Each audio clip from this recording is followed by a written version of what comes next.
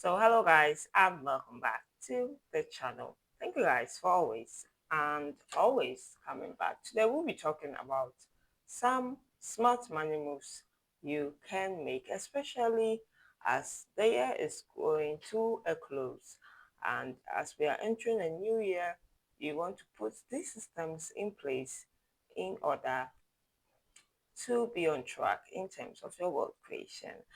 If you're interested in a content like this, smart money moves to make when you get paid, kindly watch till the very end and do not skip any part. Let's get right into today's video. So the very first point is to find your financial baseline. It's great to know how much is coming into your account on a consistent basis and then how much you owe in terms of debt. This knowledge is very good, but you also must have an idea as to what is the real cost of living. How much does it cost you to eat, to have a roof over your head, to transport yourself from one place to another, to have electricity and water, etc., etc. These are very daily living essentials that we need to have an idea as to how much we spend on it. So the best thing to do is to get a paper, a book or a diary or a pen, write down any expense you make and how much you spend on it. Do this for the next 30 days or a month.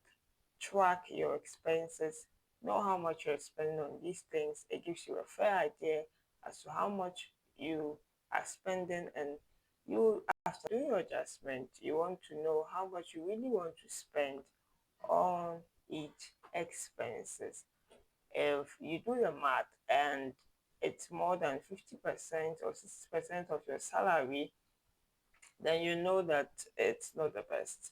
It shouldn't cost you more than that of your salary, and so you want to make adjustment to ensure that you spend less in terms of percentage wise of your salary on your basic living expenses. It should be at least 50% or less, but it shouldn't be more than that. You can also have certain side hustles that you can use to fund your daily living expenses apart from cutting down on expenses.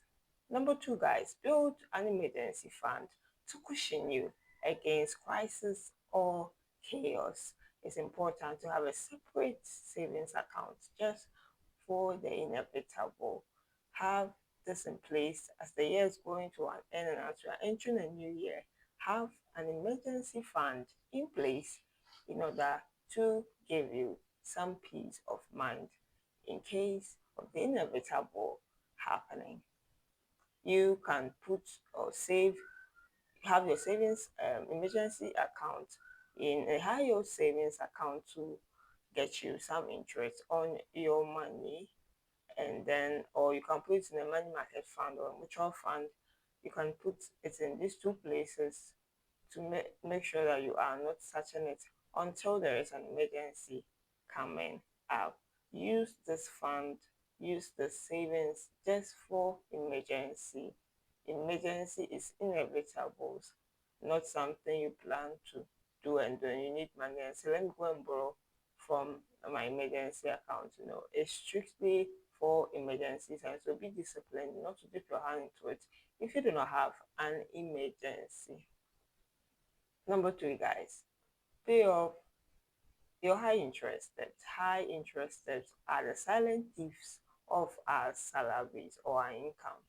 Make sure that even before you put an emergency fund in place, you pay off any debt, especially the high interest ones, because the more you delay in paying off those debts, the higher the interest accrues. It's important to get it out of the way, especially as this year is going to a close, so that you do not enter into the new year with debt. Then you can really have a very good and strong foundation to start saving and investment.